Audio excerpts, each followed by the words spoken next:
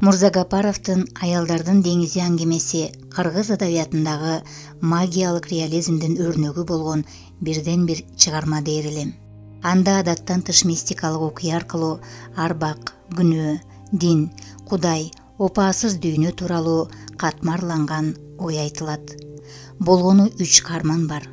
Мурда капитан болуп иштеген акылынан азган чал, аккан болуп ооруган эркек жана аялдардын деңизиндеги абактан качып чыккан жаш аял.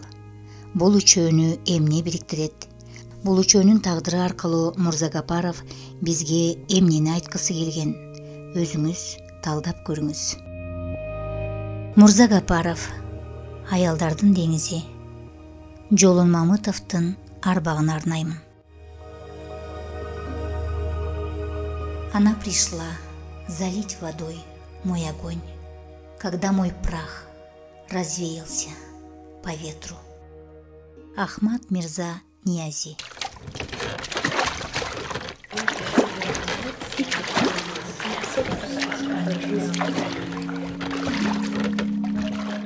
Саратандын айлуу түнүндө аягы суюк аялдардын аралынан 6 аял качып чыгышты. 6 бир кайыкка тыгылып отурушуп, шашып-пушуп жан талпезге түшүп, деңиздин алыскы жээгин көздөй сүзүп жөнөштү. Арадан жарым саат өтөй алдыларынан жыныс оорусу менен ооруган аялдардын аралы көрүндү. Кийин жин тийген аялдардын аралын жанда өтүштү. Гулгуна оорусу менен күн кечирген аялдардын аралын, кылмыш кылып кесилген аялдардын аралын аралап артка калтырышты.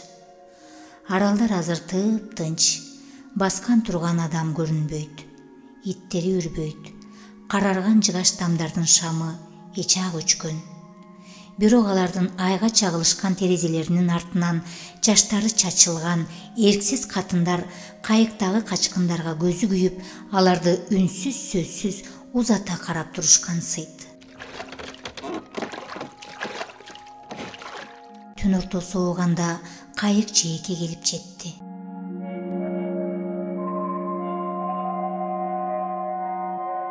Арып, чарчаган аялдар араңдаан басып, кургак жерге чыгышып, бетин ак туз баскан калың кумга бойлорун ташташты. Алар көпкө чейин энтиге дем алып, кеп сөзгө келбей солуп жатышты.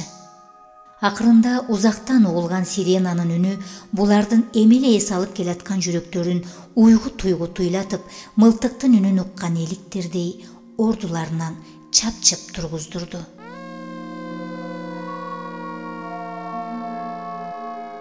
Аялдар дароо бири-бирин нарыдан бери өпкүлөп, кош, кош деген кыска сөздөр менен коштошуп, 6 жакка бет алып жөнөп беришти.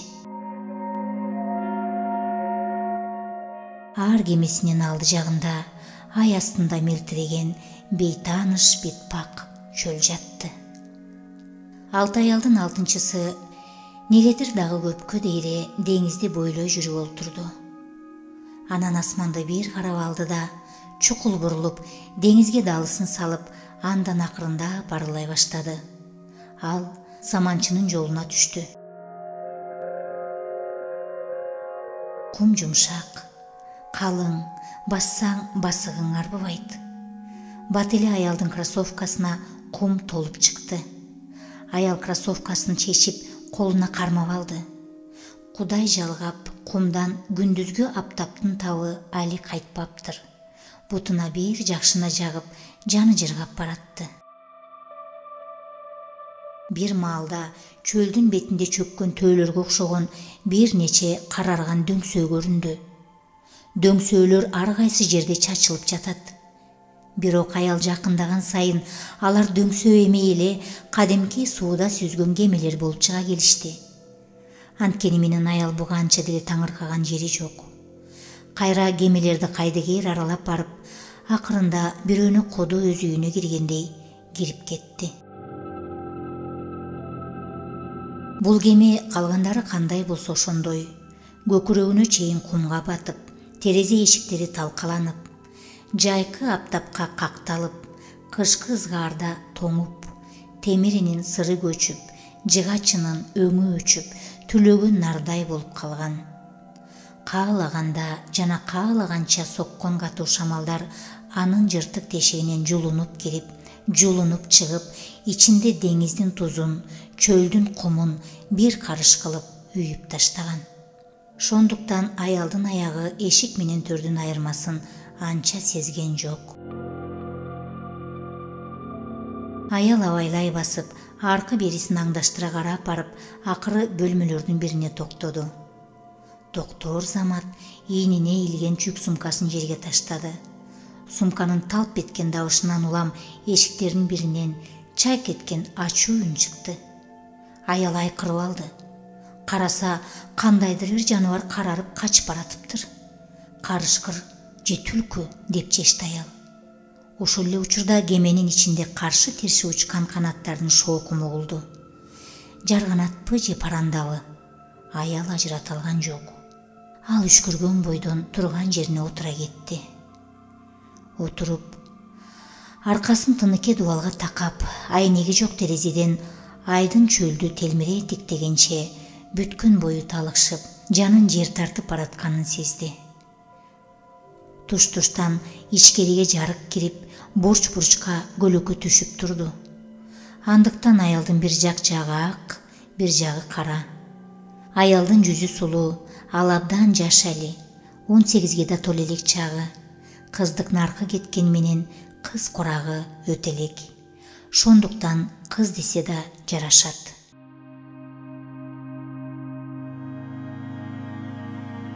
Кокусунан кыз кыйкырып жиберди. Көздөрү чакчайып, туруш турмушу менен катып калды. Өлдүм, деди ал, бул куугун. Көрсө тээ маңдай тараптан кумду шилей басып, жалгыз караан келатыптыр. Же качкан катындарын бири бекен, деген ойда кетти буга. Бирок тигил неме эркек болуп чыкты. Аркасына асынган баштыгы бардай. А мүмкүн бу дагы мага окшогон эле шордуу жолоочудур, дей баштады эми кыз өзүн өзү сооротуп. Аңгыча эркек боло турган кемеге жакындап келип калды. Бат эле кеменин ичинде анын шарпасы болуп, узакта узун бойлуу сөлөкөтү көрүндү. Эркек эч жакка бурулбастан түз эле кыз тарапка жүрүп берди. Кыз булт этип көлөкө бурчка боюн урду. Көлөкө менен көлөкөгө айланды. Кудай жалгап, эркек буга жетпей, кошуна каютага токтоду. Ашыкпай жонундагы жүк калтасына колун сунду. Анысын жерге коюп койбой жатып, оозун чечип кирди. Чечип, ичинен узун жип сууруп чыкты. Кийин негедир өзүнүн төбөсү тээр тийбес болуп турган шыпка иришип кетти. Бир паста шыптан сыйыртмак салаңдап калды. Кокуй, бул асыл гана жатат, деп кабатырланды кыз.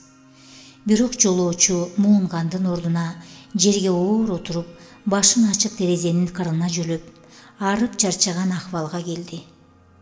Кыз эми гана анын жүзүн даана көрдү. Көрүп, жүрөгү түштү. Эркектин сүүрү башында чач, бийик кашында каш, бакырайган чуңкур көздөрүндө кирпик, куюлган узун мурдунун астында мурун, аттын жаагындай болгон жаактарында сакал деген жок болуп чыкты.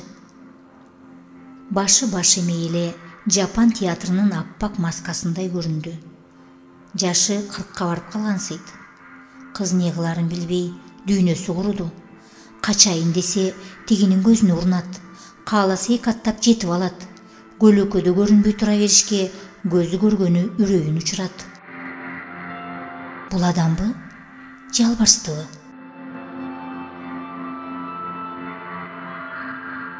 Аклы айран болду кыздын. Бир маалда агарган адамга жан кирди. Калтасын дасторкон кылып жайды.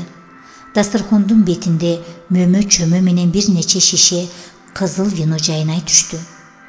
Эркек шашпай ошолорду жеп, ичип кирди. Муну көрүп, кыздын шилекейи уюлду, жутунуп алды. Курсагы куп ачканын туйду. А өзүнүн шамшум эчтемеси жок экенин эстеди. Эмне кыларын билбей эси кетип атканда кокусунан чүчкүрүп жиберди. Анан өз чүчкүрүгүнөн өзү коркуп, кыска кыйкырып да салды. Ошондо аппак адам дагы чочуп кетип, какап-чакап колундагы идиши чайпала берип, ичиндеги ичкилиги куп-куу жүзүнө жабыла төгүлдү. Бети айдын бетине окшоп калды. «Бул жерде ким бар?» деп чиңдене кыйкырды ал. «Кимсиң сен?» «Мен», деди кыз калтырап титиреп. «Аял го?» деп күңгүрөндү эркек өзүнчө. «Чык бери, ким болсоң да». Кыз сүйрөлүп чыга келди. Аппак адам аны аңырая карап алды. «Аякты эмне кылып турасың?» «Жашырынып». «Кимден?» «Сизден». «Менденби? Эмне үчүн менден жашырынасың?» «Коркуп». Түшүнүктүү. Менин кебетемден түндөс эмес, күндүзү коркосуң. Жок, мен сизди менин артыман кууп келаткан куугун экен деп ойлодум, деп кыз калпчан аралаштырып жиберди. «А сен эмне, качкынсыңбы?» «Ооба». «Анда деңизден чыккан турбайсыңбы?» «Ого». «Эмне экен? Отуруп оокатчы». «Рахмат». Кыз отура калып, дароо дасторконго кол салды. Колуна эмне кирсе апсыгып ашап атты. «Кардың катуу ачыптыр», деди эркек аны карап отуруп. «Абдан», деп койду кыз мулуңдап. Эркек ичип жаткан идишине вино куюп кызга сунду.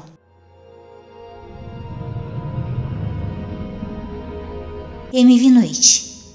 Сиз үчүн», деп коюп кыз ичип кирди. «Ох, жаным жыргай түштү. Жаныбардын даамын тартпаганыма жарым жыл болду». Кыз идишти эсине кайтарды. «Дагы канча убагың калды эле?» деп сурады эркек. 2 айым. Анан ошого чыдай албадыңбы? Ал жердин күнүн бирөөгө көргүлү кылбасын. Аныңды ырас. Эрксиздик деген эрксиздик. Мен сенин эркиндикке чыкканың үчүн ичейин. Аппак адам идишин көтөрдү. «Рахмат. Ой, сиз эмнеге менден коркпойсуз? Эмнеге мени менен бир дасторкондон оокат жеп, бир идиштен ичкилик ичип отурасыз? Мен деген аялдардын деңизинен чыгып келатам дебедимби?» Аппак адам улуюп койду. «Кадырың жан болсун, карегим. Мен азыр эчтекеден коркпоймун». Ошентти да ичип жиберди. «Ажайып адам экенсиз. Атыңыз ким, аке?» «Амир. А меники Каухар». «Өзүң да Каухардай тунук, Каухардай таза кыз экенсиң». «Ой, сиз мени уялтып атасыз. Менде кайсы тазалык калды дейсиз?» Эркек жооп кайтарбады буга. Ал үндө-өстөн вино сунду кызга. «Кел, дагы ичели». Кыз ыраазылык менен жылмайып койду. «Винонун жакшысын ичет экенсиз», деди анан кичине жутуп коюп. 4 жылдан бери ичем. 4 жыл илгери менин бир доктор досум айтты эле. Ушул кызыл вино дартыңа дава болот деп. Билбейм, пайдасы тийдиби мунун мага же жокпу. Өлүшүн өлө элекмин. Бирок айыкканым да жок. Айыгышка көзүм да жетпей калды. Кечиресиз. Ооруңуз эмне? Аккан. Ой, каяктан жуктуруп жүрөсүз? Ушул эле жерден, карегим. Мынабу мелтиреп жаткан чексиз чөлдө адамзаттын баардык оорусу бар. Абасын жутсаң оору, кумун бассаң оору. Экөө тең унчугушпай калышты. «Карасаңыз», деп кыйкырып жиберди кыз кийин. «Тетигинде бирөө басып жүрөт». Чын эле экөөнүн 200 метрдей аралыкта кишинин карааны карарат. Деп койду аппак адам. Ал ушул жерде жашайт. Балыкчылардын кемесинде. Өзү бир кезде ошо кеменин капитаны болчу. Тагдырым кураган бечарам, көрбөйсүңбү? Деңиз тигинтип, өз жээгин жээрип алыстагандан алыстап кетип баратат. Анын толкунун жиреген кемелер минтип белчесинен кумга көмүлүп турушат. Балыксыз калган балыкчылар болсо бала чакасын жетелеп эчак башка жакка ооп кетишкен. Ушул байкуш кана эчтеке менен эсептешпей, ээн журтта эңгирип жашап келет. Эл көчкөндө көгөрүп көчпөй койгон. Анын ою боюнча деңиздин соолушу убактылуу гана иш. Эртедир кечтир ал толуп ташып кайтып келет. Аке, булардын баарын сиз каяктан билесиз? Амир муңайын жылмайып койду. Карегим, бул жер менин ата журтум. Анда сиз дагы ушул жерде турат турбайсызбы? Жок, азыр мен алыстан келатам. Ушу тапта Каухар эшиктеги адамдын айга карай эки колун сунуп бир нерселер деп атканын көрүп калды. Кызык, анау киши ай менен сүйлөшүп атат, деди ал таңыркап. Жинди да, деп койду Амир. Жинди? Акылы кирди чыкты, антпесе жашайбы ушундай жерде. Кап, бичара, чакырсак кантет. Кой тоскоол болот.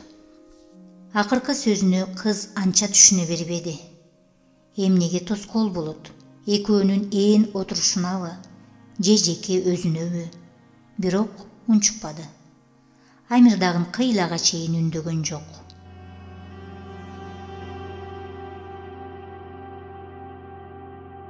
Ырасын айтканда, капитандын бул акыбалга келишине жалгыз кызынын өлүмү себеп болду, деп баштады анан өзүнөн өзү эле.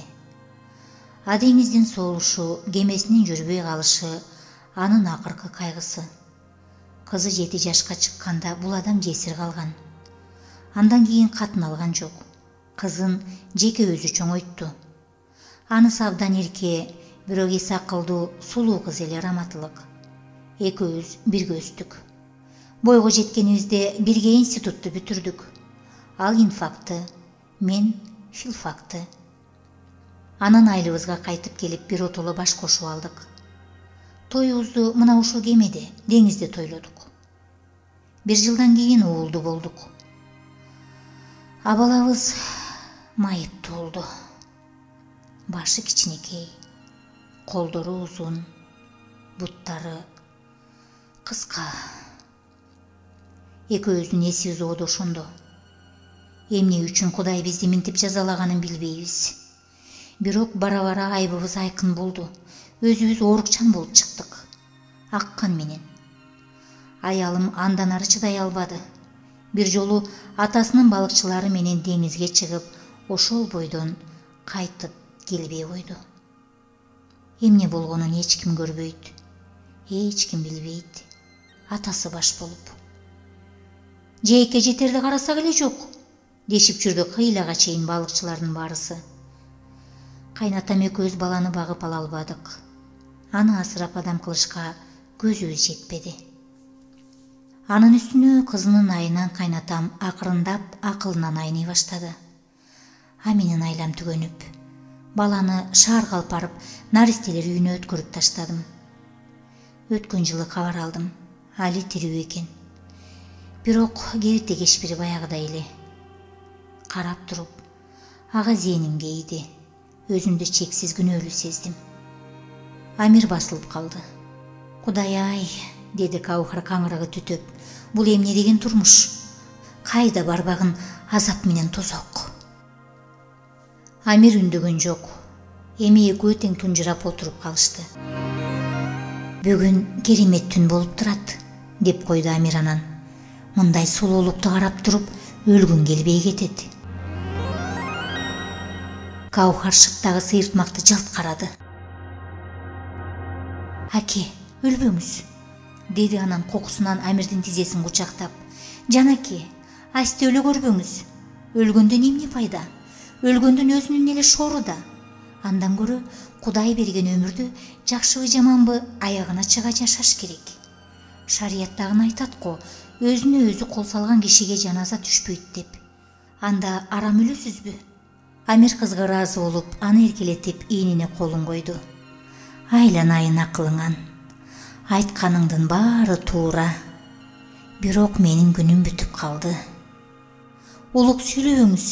Муну жараткандын өзү гана билет. Амир күлүп жиберди. Сен кудо чоң энең окшош сүйлөп атасың. Ой, каяктан билдиңиз? Булардын баары тайенемдин сөздөрү экенин? деп кыз кыйла сүйүнө түштү. А мен чын эле тайенемдин тарбиясын алганмын.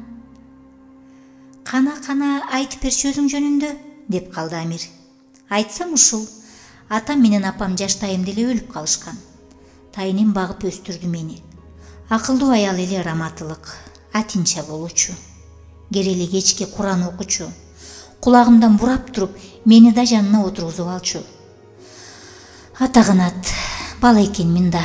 Анын берген сабактарын акылыма тута албадым. Болбосо ушундай жолго түшөт белем. Ал киши качан кайтыш болду? Мен 14кө чыкканда. Тайенемдин көзөткөндөн кийин мен бул ааламда жападан жалгыз калдым. Бирөө менин акыбалымды сурабайт.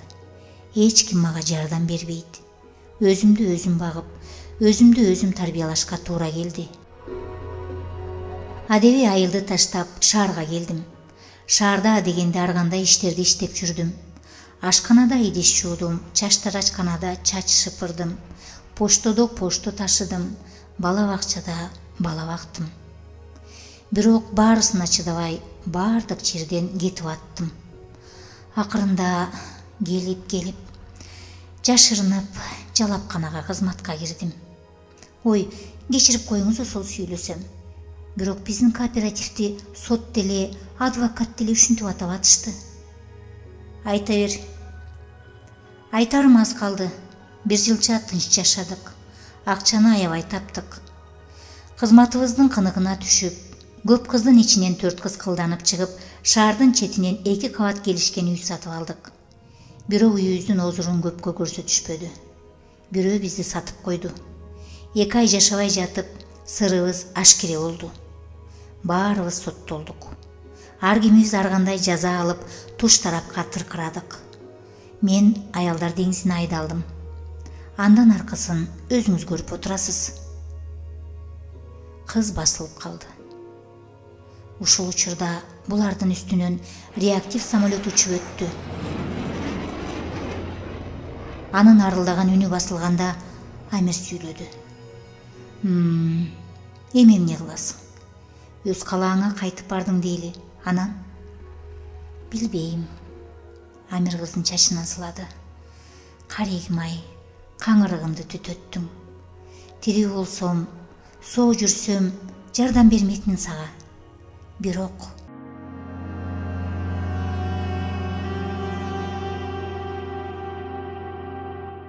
Каухар чап-чабыштагы.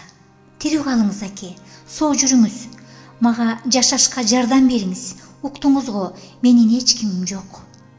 Мени сүйгөн, мага күйгөн киши керек. Мен дагы бирөөнү сүйгүм келет, бирөөнүн азабын тарткым келет. Ишенсеңиз, көп эркекти көргөн менен бирөөнү ышкым түшкөн жок. Мени да эч ким сүйө элек. Амир кыздын куулугун түшүндү, дагы ыраазы болду. Бирок мунусун ага сездирбеди.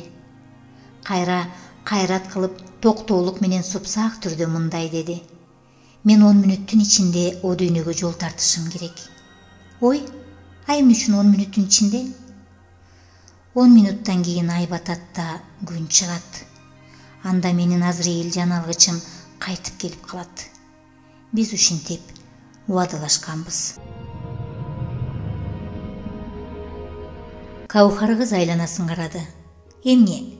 Азыр ал? Ооба, шу жерде турат. Күтүп атат. Кыз Азраилди Азилге айлантты. Эчтеке эмес, күтө турат. Азраил Азилди түшүнбөйт, карегим. Каухар ага карабай, оюн тамаша түрүндө муңкана ырдап кирди. Эн чөлдө сен жүрсөң мен көрөйүн, эриниңден эркелеп мен өбөйүн. Эгер сага жан алгыч жан деп келсе, кылыч берип карап тур, адебин мен берейин. Амир үндөй эңилип, кыздын жүзүн 2 чоң алаканы менен кыса кармап, анын наристи эриндеринен узакка өбүп алды.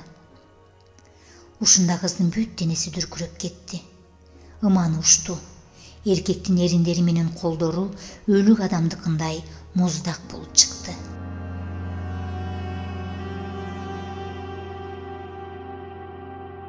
Ал аргасыздан артына аз-маз кетенчиктеп алды. Ал эми гана алдындагы адамдын акыркы айткандарында чындык бар экенин туйду. Андыктан андан бетер анын аман калышы үчүн алпурушту. Азга болсо да өмүрүн узартканга күйүп ышты. Аке, тартынбаңыз. Анын үстүнө айттым го, аралдарда жашасам да оорукчан аялдардан эмесмин. Анан дагы мен жашмын. Жанашсак жаштыгым өтөт сизге. Амир анын сөзүн аягына чыгартпай ордунан турду. Анан кызды тургузду. Азыр эшикке чыгасың, деди ал эчтекеге этибар бербегенсип. Анау кемелерди аралап өтөсүң. Анан аялдардын деңизи биротоло бүтөт. Андан соң эски темир жолго кезгелесиң. Мына ошол жолго түшүп алып кете берсең, акыры чоң станцияга туш келесиң. Ошол жерден каалаган поездуңа отуруп, каалаган калааңа жөнөп кетесиң. Каухардын амалы куруду. Ал сумкасын ийнине элди да акырын Амирдин акырегинен жыттап алды. Өпкөнгө дааган жок. Кош бол, Каухарым, деди Амир. Анан кызды сылык түрдө эшик жакка түртүп койду. Мени эстесеңиз, мен сизди эстейм, деди кыз кылчайып. Мени чакырсаңыз, мен сизге жооп берем. Кийин шыпылдап басып кемеден чыгып кетти. Эшикте эч жака карабастан Амирдин айткан жолуна түштү. Кемелер артта калды. Деңиздин эски жээгинин чегине чыкты. Чөп баскан, дат баскан таштанды темир жол башталды. Мына так ушул жерге келгенде кыз арт жагынан «Каухар!» деген кыйкырык укту. Ошондо ал кантип кайтканын, кантип кемеге учуп жеткенин жакшы сезбейт. Келсе, шыптагы сыйыртмак салаңдап турат. Астындагы жайыл дастархон жайылып жатат. А булардын ээси жок. Амирдин асылбаганына сүйүнгөн кыз аны эми астейдил издеп кирди. «Аке, аке!» деп чакырып атты ал кеменин ичинде жарганаттай каршы терси чуркап. Амир кемеден табылбады. Каухар эшикке атырылып чыкты. Ары бери жүгүрдү. Эч жерде көрүнбөйт. Кыздын акылы айран болду. Ушунча кыска убакыттын ичинде Амир кемеден кеткенге үлгүрбөйт эле, деп ойлоду ал. Кокусунан кошуна кеменин жанында эртең мененки күрүң бараңда эрбеңдеп жүргөн кишини көрүп калды. Көрүп, дароо анын алдына жетип барды. Бирок ал Амир эмес, Амир айткан капитан болуп чыкты. Капитан 60 ашкан, Амирге окшоп анын да чач, каш, сакал муруту жок, тиши таакыр түшкөн киши экен. Бою пас, азык оокаттын жетпестигинен жапа чеккен жүзү капкара болуп куурап калыптыр. Ал Каухарды көрүп кабагым кашым деп койгон жок. Бир боп-бостордун чатышын чече албай атыптыр. Келгинди көрөр замат анын аптыга айткан саламына али калмак турсун. «Кармашып койчу бай болгор», деп чиндене кыйкырды. Кыз кармашарын кармашты да ошол замат «Абаке, ушул ортодо адам көрбөдүңүзбү?» деп сурап калды. «Адам? Кандай адам?» деп шаңкылдады чал. Бечаранын кулагы оор көрүнөт. «Аппак адам», деди Каухар. «Ал экөөбүз азыр эле ажырашканбыз. Мен кеткенде тетиги кемеде калган. Буюм кечеси дале ушул жерде турат». «А виносунан калдыбы? Мөмө чөмөсүнөн аштыбы?» деп сураса улуу балыкчы кокусунан кандайдыр кубаныч менен. Анан жооп албай туруп алдастап чуркап жөнөдү. Каухар артынан келсе, жерде жаткан мөмө чөмөнү апсыгып жеп, винодон шорулдатып жутуп атыптыр.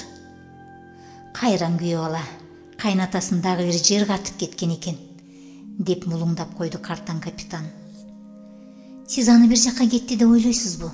деп сурады Каухар анын маңдайына отура берип. «Албетте, анау сыйыртмагына асылды да кетти». «Ал эмне дегениңиз Кокуй? Асылган адам кетчү эле. Асылган адам өлөт да». Капитан башын көтөрдү. «Ооба», деди ал акылдуу кейпи менен. 2 жыл илгери ал ошенткен. Анан мен аны сыйыртмактан сууруп алып, артыма арта сүйрөп барып, ата энесинин жанына көмүп койгом.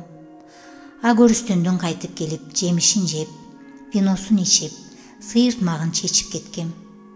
Андан бери Амир анда-санда гана, айлуу түндө гана асылганы келет. Анткени менин азыр мага өткөндөгү өлүгүн артпайт. Өзү келип, өзү кетет. Мен минтип кешигин жеп гана кала берем. Каухардын сүйлөргө үнү Ыйларга ые чыкпай калды. Ал көпкө чейин эс болуп, берги кишинин жеген ичкенин бейкапар карап тура берди.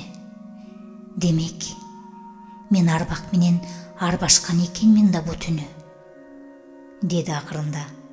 Ананчы, деп койду капитан, винодон рахаттана жутуп.